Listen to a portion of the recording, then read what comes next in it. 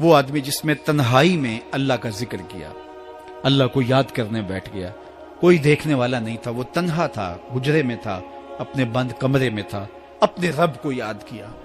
اللہ کی یاد کرتے کرتے اس کی آنکھوں سے آنسو ٹپکنے لگے، اس کی آنکھیں آنسو کا خراج دینے لگی۔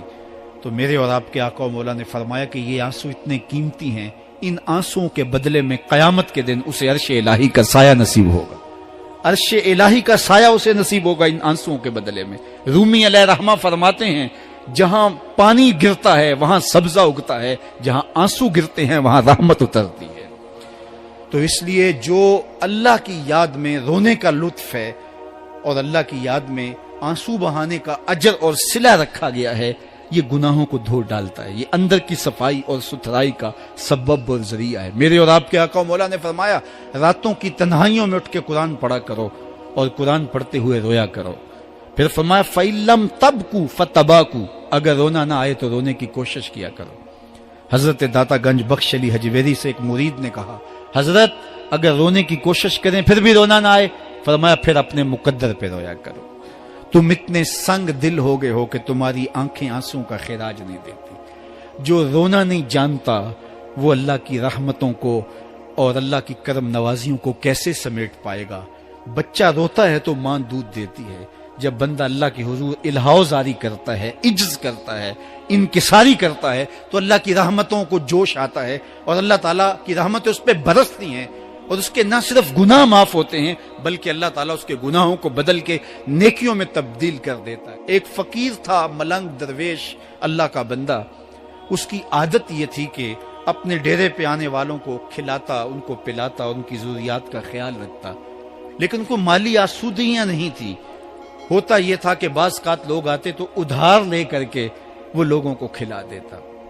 خیر چونکہ فقیر کا مزاج یہ ہوتا ہے کہ لوگ آئیں اس کے ڈیرے سے کھائیں، بابا بلے شاہ نے بھی کہا تھا نا اٹ کھڑک کے دکڑ بجے تتا ہووے چلا، آن فقیر کھا کھا جاون راضی ہووے بلا۔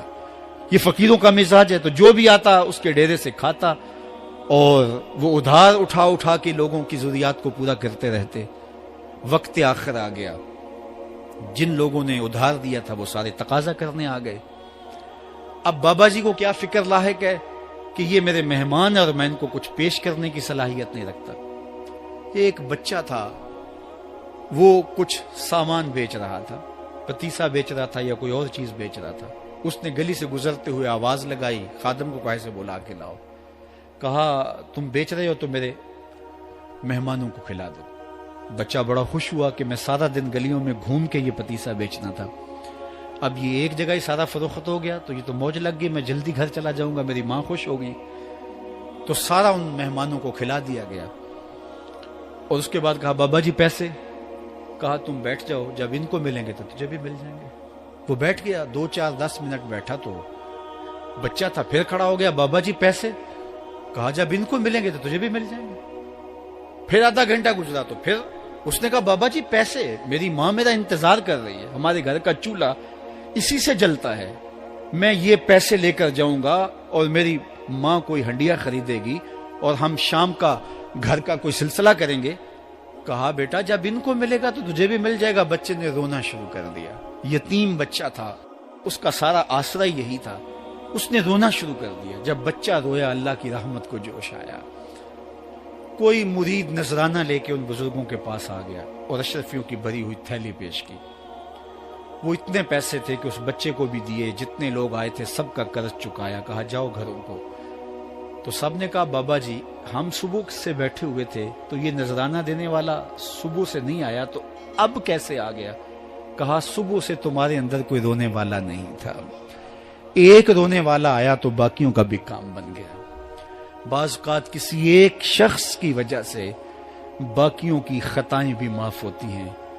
آج ہم اجتماعی طور پہ تا حد نظر اندر باہر اوپر نیچے اتنے لوگوں کے ہجوم میں اللہ کی بارگاہ سے یہ توقع رکھتے ہیں کہ مالک کتنے ہجوم میں کوئی ایک تو ہوگا جو تیرا لاڈلا ہوگا، کوئی ایک تو ہوگا جو تیرا بہت قریبی ہوگا، کوئی ایک تو ہوگا جس پہ تیری رحمتیں برسیں گی، تو مالک اس کے صدقے سے ہماری خطائیں بھی معاف کر دے، ہمارے گناہ بھی معاف کر دے۔ کوئی ایک رونے والی آنکھ مل گئی تو باقیوں کا بھی کام بن جائے گا. اٹھ فریدا ستیا تے میلا ویکھن جا, وت کوئی بخشیا مل جاوے تے تو ہی بخشیا جا. میرے مالک ہم سب کی خطائیں معاف کر دے, ہم سب سے درگزر فرما, اور ہم سب کے باطن کو ستھرائیاں دے دے, ہمارے اندر کو پاکیزگیاں دے دے. بہت وقت میں نے اور آپ نے صاحب گزار لیا, تیزی کے ساتھ زندگی بیت رہی ہے. میں اگر اپنے آپ کو دیکھوں تو میری زندگی کتنی بہاریں کاٹ چکی ہے. اگر آپ اپنے آپ کو دیکھیں, کوئی 60 سال, کوئی 20 سال, کوئی 25 سال, زندگی تیزی کے ساتھ گزر رہی ہے. بندہ جب سوچتا ہے کہ میں 40 سال کا ہو گیا ہوں تو آگے میری زندگی کے اگر 30 سال بھی ہیں تو 30 سال تو کافی ہیں, لیکن وہ پیچھے اگر پلٹ کے دیکھے تو 40 سال یوں گزر گئے جس طرح چٹکی بجائی جاتی ہے. جب چٹکی بجانے کے وقت میں 40 سال گزر گئے محسوس ہوتے ہیں, تو جو باقی 30 سال اگر ہوئے بھی وہ تو گمان ہے میرا, وہ تو گمان ہے آپ کا. ہمیں تو ایک سانس کا بھی نہیں پتا. پوچھا گیا زندگی اور موت کے بارے میں کیا خیال ہے, کہا فجر پڑی ہے, پتہ نہیں ظہر پڑھ سکیں گے یا کہ نہیں. کہا اتنی لمبی امیدیں لگائے بیٹھے ہو, کہا ظہر پڑی ہے, پتہ نہیں عصر پڑھنے کا موقع نصیب ہوتا ہے کہ نہیں. کہا یہ بھی طول عمل ہے. ایک بولا عصر پڑی ہے, پتہ نہیں مغرب پڑھ سکیں گے یا کہ نہیں. کسی نے کہا ایک رکعت پڑی ہے, پتہ نہیں دوسری رکعت بھی پڑھنا نصیب ہوتی ہے یا نہیں. کہا یہ سب تمہارے منہوں کی باتیں ہیں. میں تو کہتا ہوں ایک طرف سلام پھیرا ہے, پتہ نہیں دوسری طرف سلام بھی پھیر سکیں گے یا کہ نہیں. کیا موت اتنی قریب نہیں ہے؟ ہم نے اپنی آنکھوں کے سامنے لوگوں کو جدا ہوتے یوں نہیں دیکھا ہے.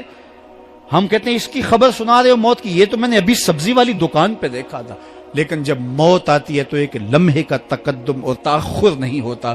تو صاحب آئیے اپنی زندگی کو اللہ اور اس کے رسول کی راہوں پہ ڈالیں. آج وقت ہے, آج موقع ہے, آج توبہ کا دروازہ کھلا ہے. کل سب کچھ نہیں ہوگا. آج اس کی رحمتیں آواز دے رہی ہیں. آج وقت ہے, وقت پر کافی ہے ایک قطرہ بھی آب خوش ہنگام کا. جل گیا جب کھیت برسا می تو پھر کس کام کا. اب آئیے سنیے, اس کائنات کے اندر ہمیں وہ خواتین ملیں گی جو پردے کے پیچھے تھی, لیکن پردے کے سامنے ماں نہیں آئی, عبد القادر جیلانی آئے. ماں پردے کے پیچھے تھی, پردے کے سامنے فرید الدین گنج شکر آئے. ماں پردے کے پیچھے تھی, مہر و ماں نے بھی آنچل نہیں دیکھا, لیکن پردے کے سامنے کربلا میں حسین ابن علی آئے. تو یہ پردے کے سامنے آئے, وہ پردے کے پیچھے تھی.